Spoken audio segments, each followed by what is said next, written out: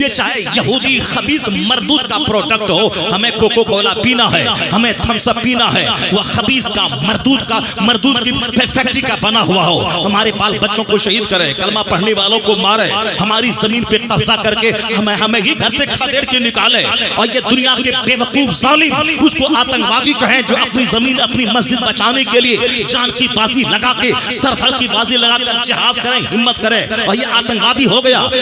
ان کا دامن تھام کے پوچھا جائے کہ ان گوروں کا قبضہ ہمارے ملک ہندوستان میں تھا، اور ہندوستان کے لوگوں نے ان کے خلاف آزادی کی جنگ چھیڑ دی اور ان کو کھدیڑ کے مار کے بھگایا، اور گورا ہندوستان چھوڑ کے بھاگا، اور اس کرم میں ہمارے بے شمار ہندوستانی مارے گئے اور وہ قتل کر دیے گئے۔ تو کیا مطلب یہ آتنکوادی تھے جو ان انگریزوں کو بھگانے کے لیے اپنی زمین کو آزادی دلانے کے لیے ان سے جنگ کیا تھا؟ یہ آتنکوادی تھے جب وہ آتنکوادی نہیں تھے۔ تو یہ مشرک یہ یہودی بدتمیز جرمنی سے چل کے یہاں آ کے آباد ہوا تھا، اور پھر یہ ہماری مسجدوں کے خلاف ہمارے بچوں کے خلاف یہ بم توڑ رہا ہے اور روزانہ بچوں کو کاٹ رہا ہے۔ تو ہم اپنی زمین بچانے کے لیے، مسجد اقصی بچانے کے لیے، وہ مسجد اقصی جو نبیوں کی سرزمین، جو رسولوں کی سرزمین، جو اولیاء و صالحین کی سرزمین، جس کا ذکر قرآن کریم میں آیا ہو، اور جہاں قیامت قائم ہوگی اور جو آخری دستہ دجال سے جہاد کرے گا اور پوری دنیا میں اسلامی نظام حکومت قائم ہوگی، تو اپنی زمین کی لڑائی کرے تو لوگ اسے آتنکوادی کہتے ہیں۔ تیرے منہ میں پیشاب پاخانہ کر دو، اپنی زمین کی آزادی کے لیے لڑنے کو تو آتنک کہتا ہے۔ ہم فلسطین کی ماؤں کو داد دیتے ہیں، انہوں نے اپنے بچوں کو بزدل نہیں بنایا، بچوں کو مجاہد پیدا کیا ہے۔ مرنا تو ہے ہی دنیا میں، تو پاخانہ روم میں مرنا اور ہے، ایڑی رگڑ کے مرنا اور ہے، راستے میں ٹرین سے ایکسیڈنٹ کر کے مرنا اور ہے، اللہ کے نام پہ شہادت کی موت مرنا اور ہے۔ اس لیے ان کی موت پہ ترس مت کھا، اپنی زندگی پہ ترس کھا کہ تو کہاں مرے گا۔ جو لوگ اللہ کے نام پہ مر گئے، یہودیوں کے حملے میں مر گئے، وہ تر گئے، شہادت کا جام پی لیا۔ ان کا خون رنگ لائے گا کہ یہودی کو منہ چھپانے کی جگہ نہیں ملے گی۔ آنے والے 10-20 سال کے بعد اسرائیل نام کا کوئی ملک نہیں رہے گا۔ میرا خدا سچا، میرے مصطفیٰ سچے، میری حدیث سچی، میرا قرآن سچا۔ حضور نے کہا ہے کہ ایک گروہ لڑتا رہے گا یہاں تک کہ اس کا آخری گروہ دجال سے ملے گا، اور جب قیامت کے قریب ہوگی تو یہودی کھدیڑ کے بھگایا جائے گا، یہاں تک کہ کسی درخت کی آڑ میں کوئی یہودی چھپ جائے تو یقولو شجر، وہ درخت بولے گا یہاں یہودی ہے، اسے قتل کرو۔ مجاہد اس کو پاس جائے گا، یا تو وہ کلمہ پڑھ کے مومن ہوگا یا پھر مسلمان کے ہاتھوں قتل کیا جائے گا۔ ایک یہودی زندہ نہیں رہے گا، پوری دنیا میں صرف محمدی ہی محمدی رہے گا۔ ایک مذہب اسلام رہے گا، ایک مسلک اہل سنت و جماعت، ایک مسلک اہل سنت و جماعت رہے گا، کیونکہ میرا خدا سچا، میرے مصطفیٰ سچے، میرے رسول سچے۔ اللہ کہتا ہے هو الذی ارسل رسولہ بالہدی ودین الحق لیظہرہ علی الدین کلہ۔ وہ اللہ ہے جو اپنے رسول کو بھیجا ہے ہدایت اور حق کے ساتھ بھیجا ہے تاکہ اسلام کو سارے مذاہب پہ غالب کر دے۔ اسلام مغلوب ہونے نہیں آیا ہے، اسلام غالب ہونے آیا ہے۔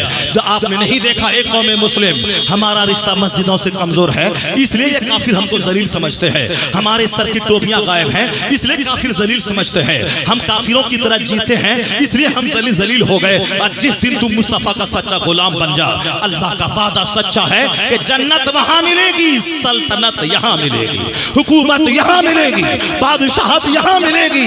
اللہ نے کہا یہ دین غالب ہو کے رہے گا، تو اسلام غالب ہو کے رہے گا۔ اور اللہ کا وعدہ 1400 سال میں جتنا مصطفیٰ نے بشارت سنائی تھی وہ سارے وعدے پورے ہو گئے۔ اللہ نے کہا تھا کہ دنیا میں تیری سلطنت ہوگی، تو عرب کے بکری چرانے والوں نے اسلام کا ساتھ دیا تو اللہ نے ایران جیسا مجوسیوں کا ملک مسلمانوں کے حوالے کر دیا۔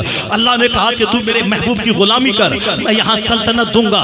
دوسری مہاشکتی روم کی تھی، وہ روم فاروق اعظم کے زمانے میں اس پہ فتح کا جھنڈا گاڑا گیا، اور وہاں 1000 سال تک مسلمانوں کی سلطنت رہی۔ اللہ کے رسول نے کہا تھا مجھے پورب سے خوشبو آ رہی ہے، ہندوستان میں کوئی کلمہ پڑھنے والا نہیں تھا۔ محمد ابن قاسم 4000 اپنے جوان سپاہیوں کے ساتھ انڈیا میں آیا، اور راجہ طاہر کے 2 لاکھ فوج سے ٹکرا گئے، تو اللہ نے کیا دیا؟ 1000 سال تک کے لیے ہندوستان کی زمین کلمہ پڑھنے والوں کے حوالے کر دیا۔ تم صرف گھر سے باہر نکل، ہمت کر، محنت کر، فتح تو اللہ کی طرف سے ملتی ہے، فتح اللہ کی طرف سے ملتی ہے، اور جیت اللہ کی طرف سے ملتی ہے، بھیڑ بھاڑ سے جیت نہیں ملتی ہے۔ محمد ابن قاسم کا آنا ہمارے لیے ہندوستان میں پاؤں کا جمنا ثابت ہوا. امریکہ اور چائنا اور جاپان میں بھی آج اسلام اسٹیبل ہے. جب جمعہ کا دن امریکہ میں آتا ہے اور مسلمان لاکھوں کی تعداد میں سروں پہ ٹوپیاں سجا کر جب مسجدوں اسلامک سینٹر کی طرف جاتے ہیں, وہاں کا یہ نصرانی ہلنے لگتا ہے کہ امریکہ یہودیوں عیسائیوں کا ملک نہیں ہے تو مصطفیٰ کے غلاموں کا ملک سمجھ میں آ رہا ہے. جیسے ہندوستان کی راجدھانی دہلی میں چلے جاؤ, یہ ہمارا ملک, پیارا ملک ہندوستان, ہمارا ملک ہندوستان یہ اولیاء صالحین کی سرزمین ہے, خواجہ غریب نواز کی سرزمین ہے. ہماری مسجدیں, ہمارے مدرسے, آزادی سے ہم جلسہ جلوس کرتے ہیں, یہ ہماری سرزمین ہے. اس لیے ہمارا بچہ بولتا امریکہ سے اچھا ہندوستان ہمارا, چائنا سے اچھا ہندوستان ہمارا, جاپان سے اچھا ہندوستان ہمارا, یعنی ان سارے جہاں سے اچھا ہندوستان ہمارا. ہم بلبلے ہیں اس کی یہ گلستہ ہمارا. ہم آزادی سے جلسہ کرتے ہیں, ہم آزادی سے اذان دیتے ہیں, ہم آزادی سے مدرسہ چلاتے ہیں, ہم آزادی سے شان سے ہندوستان میں زندہ رہتے ہیں. ایسی آزادی دوسرے ملک میں میسر نہیں ہے. یہ میرا ملک ہندوستان ہے. ہندوستان میں ہماری سلطنت رہی, وہ سلطنت رہی, اللہ نے وعدہ سچا کر کے دکھلایا. تو جو کچھ مصطفیٰ نے کہا تھا وہ سب وعدہ پورا ہوا. اور ہم نے یہی دیکھا جب دشمنی بڑھی ہے, اسلام پہ حملہ بڑھا ہے, تب ایک اچھے فیوچر کی بشارت سامنے آئی ہے. پہلا دن جس دن مصطفیٰ نے نبوت کا اعلان کیا تھا, 4 لوگوں نے کلمہ پڑھا. سب سے پہلا کلمہ صدیق اکبر نے پڑھا, آپ کی بیوی جناب خدیجہ نے پڑھا, آپ کا غلام زید بن حارثہ نے پڑھا, اور آپ کا دوست, آپ کا چچازاد بھائی علی نے پڑھا. یہ 4 لوگ تھے جو پہلے اسلام لائے. آپ کی بیوی, آپ کا چچازاد بھائی, آپ کا غلام, آپ کا دوست رفیق صدیق اکبر, اس نے کلمہ پڑھا. 4 لوگوں نے کلمہ پڑھا. کچھ لوگ کچھ دن تک تو یہ لوگ آپ چھپے رہے, لیکن جب کافروں کو بھنک لگی, یہ 4 لوگوں نے کلمہ پڑھا ہے. اور محمد ابن عبداللہ نے نبوت کا اعلان کیا ہے, کہا میں اس کے خلاف دشمنی کروں گا, اس کے خلاف میں جنگ چھیڑوں گا, نہیں پڑھنے دوں گا کلمہ. یہ ہمارے بتوں کے خلاف ایک تحریک ہوگی, میں اس تحریک کو نہیں چلنے دوں گا, میں تعداد گھٹا دوں گا. جب دشمنی بڑھی 40 لوگوں نے کلمہ پڑھ لیا. اسی 40 میں ایک امیر حمزہ تھے, اسی 40 میں ایک عمر فاروق اعظم تھے. یا 2 زبردست طاقت اسلام کی آغوش میں آ کر اسلام کی طاقت کو بڑھا گئی. یا 2 زبردست ہستیاں تھی, ایک عمر فاروق اعظم کی اور امیر حمزہ کی. اس کے بعد لوگ پاگل ہو گئے, مکہ کے کفار پاگل ہو گئے. جب پاگل ہے بولا مٹا دوں گا, اسلام مٹا دوں گا, انہیں گھر سے باہر کر دوں گا, کلمہ پڑھنے والوں کو پھانسی کے پھندے پہ لٹکا دوں گا. 40 تھے, جب بولا پھانسی کے پھندے پہ لٹکا دوں گا, 4000 لوگوں نے کلمہ پڑھ لیا. اس کے بعد دشمنی بڑھی تو 4 لاکھ لوگوں نے کلمہ پڑھ لیا. حضور کے وصال کے بعد لوگوں نے کہا تھا اینٹ سے اینٹ بچ جائے گی, اسلام ختم ہو جائے گا. صدیق اکبر کے زمانے میں اسلام اور اسٹیبل ہوا, فاروق کے زمانے میں اور اسلام مضبوط ہوا, عثمان کے زمانے میں اور اسلام مضبوط ہوا, علی کے زمانے میں اور اسلام مضبوط ہوا. یہاں تک کہ مصطفیٰ کا نواسا حسین جب کنبہ لے کے میدان کربلا گئے اور اپنے بچوں کو کٹا دیا رب کے نام پہ, اپنی گردن کٹا دی, تو اس کا رزلٹ یہ نکلا جو اسلام عرب کے جغرافیہ میں محدود تھا, حسین کے خون نے اس اسلام میں گرمی پیدا کی. اسلام عرب سے نکلا, بادل بن کر پوری دنیا میں چھا گیا. آج سے 100 سال پہلے کہا تھا اسلام مٹا دیں گے, مسجد ختم کر دیں گے. اس وقت مسلمانوں کی تعداد 100 کروڑ تھی. 100 سال کے بعد آج 200 کروڑ کلمہ پڑھنے والا, جن کے نام کے ساتھ لفظ محمد جڑا ہوا ہے, محمد احمد, محمد سمر, محمد قمر, محمد جنید, محمد ریحان, محمد فلاح, یہ 200 کروڑ محمدی فوج ہے. پتہ چلا دشمنی بڑھتی جاتی ہے, مصطفیٰ کے غلاموں کی تعداد میں اضافہ ہوتا چلا جاتا ہے. آج یہودی بم گرا رہا ہے, 10,000 ہمارے بچوں عورتوں کو شہید کر رہا ہے. یہ تو شہادت کا اعلیٰ مقام پا گئے. شہید سب نہیں ہوتا, اللہ جس سے پیار کرتا ہے اسے شہادت کی موت عطا فرماتا ہے. ورنہ ہم جیسے لوگ تو جہاں کہاں مریں گے وہ تو اللہ ہی کو معلوم ہے. وہ تو ان ماؤں کی عظمت پہ قربان جائیے. 70 سال سے جنگ ہو رہی ہے, اگر کوئی دوسری ماں ہوتی تو کہہ دیتی یہاں پیدا ہونے کا مقصد ہے بم میں مر جانا, یہاں پیدا ہونے کا مطلب ہے اسرائیلی فوجی کی تلوار کا شکار ہو جانا. اس لیے اب یہاں نہیں, جارڈن چلے جاتے ہیں, اردن چلے جاتے ہیں, شام چلے جاتے ہیں. اگر ہم ہندوستانی جیسا جگر وہاں کی عورتوں کو ہوتا, اپنے شوہر بچوں کو لے کے اردن چلی جاتی, شام چلی جاتی, مگر ان کے شوہر شہید ہوتے رہے. وہ اسی امید پہ عورتوں نے فلسطین کو نہیں چھوڑا کہ میرا یہ بیٹا نہیں, کم سے کم آنے والی نسل کوئی ہوگی جو صلاح الدین ایوبی کے نقشے قدم پہ چلے گی اور قبلے اول فتح ہوگا. اسی آس میں وہ فلسطین نہیں چھوڑ رہی ہے, بچے شہید ہو رہے ہیں, تو شہیدوں کا خون غالب آئے گا. اب وقت آ گیا ہے, یہودی ذلیل ہو کے مارا جائے گا اور اسلام کی عظمت کا جھنڈا پوری دنیا میں لہرایا جائے گا. اللہ سچا ہے، مصطفیٰ سچے ہیں. اور میں نے 1400 سال میں یہی دیکھا ہے، دشمنی جب جب بڑھی ہے تب تب مصطفیٰ کے غلاموں کی تعداد میں اضافہ ہوتا چلا گیا ہے. نور خدا کفر کی حرکت پہ خندہ زن، پھونکوں سے یہ چراغ بجھایا نہ جائے گا. صرف اپنی فکر کیجئے. آپ چھوڑ دیجئے فکر فلسطین کی، چھوڑ دیجئے فکر ہندوستان کے آنے والے الیکشن کی، چھوڑ دیجئے فکر چائنا اور جاپان کی. اپنی فکر کیجئے کہ اگر میں کل مر گیا تو میری زبان پہ کلمہ رہے گا کہ نہیں رہے گا.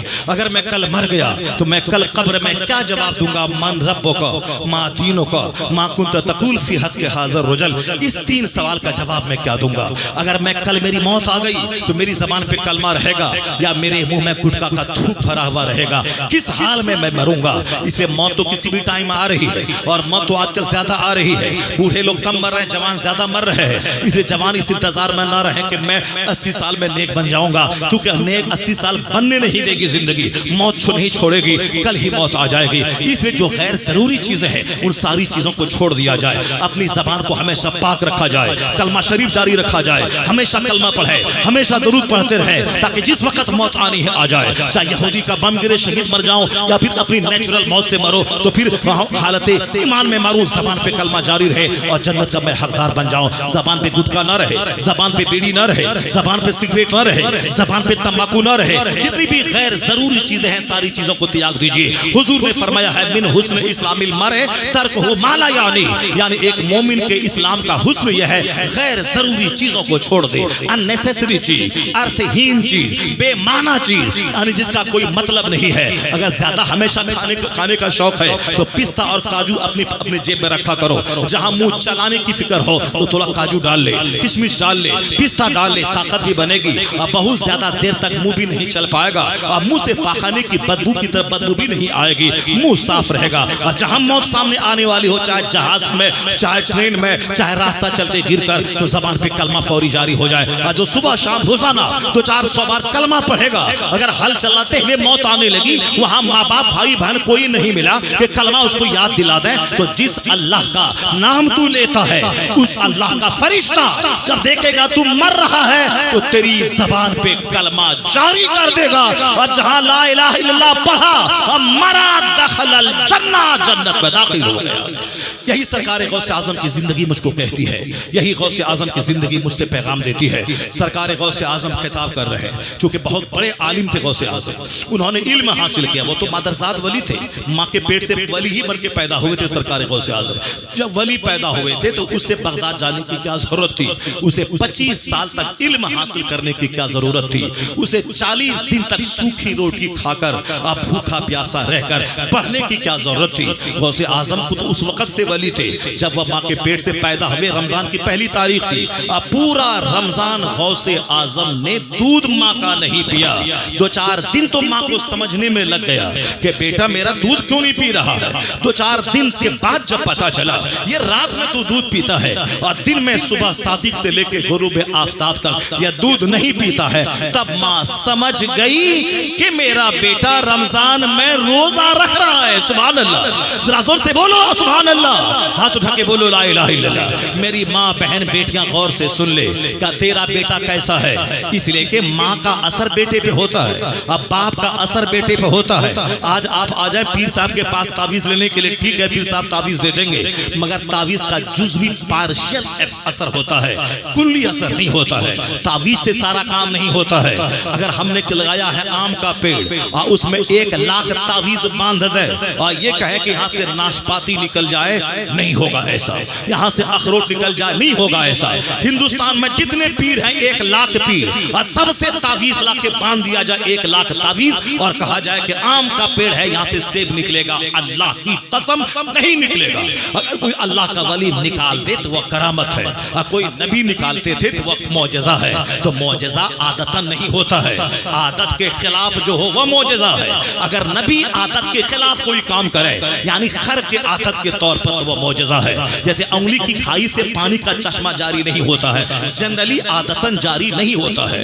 آسمان سے بارش برستا ہے, سمندر سے پانی نکلتا ہے, زمین سے پانی نکلتا ہے, یہ انگلی سے پانی نہیں نکلتا ہے. مگر حضور نے دیکھا 1400 جانثار پیاسے ہیں اور سب پریشان ہیں, تو سرکار نے پانی کا پیالہ مانگا, اس میں انگلی ڈال دی. پھر کیا تھا, انگلی کی کھائیوں سے پانی کا چشمہ پھوٹ پڑا. سارے صحابہ نے پانی پیا, وضو کیا اور پانی کو برتن سے بھر لیا. پوچھا گیا جناب جابر سے کہ کتنے لوگ تھے؟ کہا ہم لوگ اگر 1 لاکھ بھی ہوتے تو وہ پانی ہمارے لیے کافی ہو جاتا.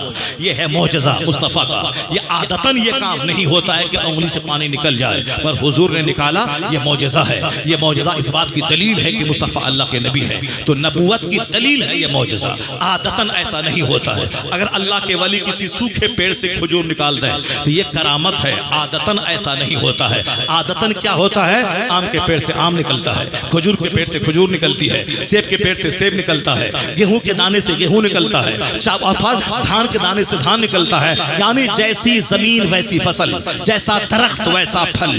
ماں زمین کے مانند ہے اور باپ زمین میں بیج ڈالنے والا ہے. اگر بیج ہے ناکارا تو فصل بنجر پیدا ہوگی. اگر زمین ہے جلی ہوئی تو فصل نہیں پیدا ہوگی. اگر زمین ہے ادھکچری تو فصل ادھکچری پیدا ہوگی. اس کو یاد رکھ لے میری ماں, تو ہے فصل.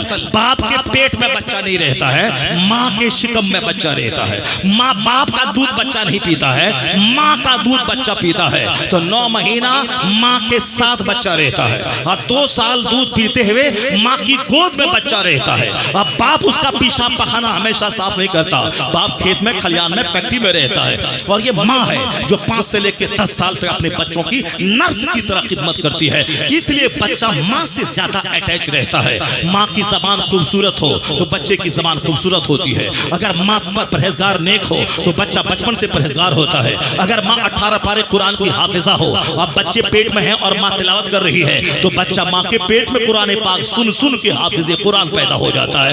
ماں جیسی اس کا اثر بچے پہ ہوتا ہے. ماں تندرست, بچہ تندرست. ماں پرہیزگار, بچہ پرہیزگار. ماں ڈھیلی ڈھالی کمزور, بچہ ڈھیلا ڈھالا. ماں کی زبان کھچڑی, بچے کی زبان کھچڑی.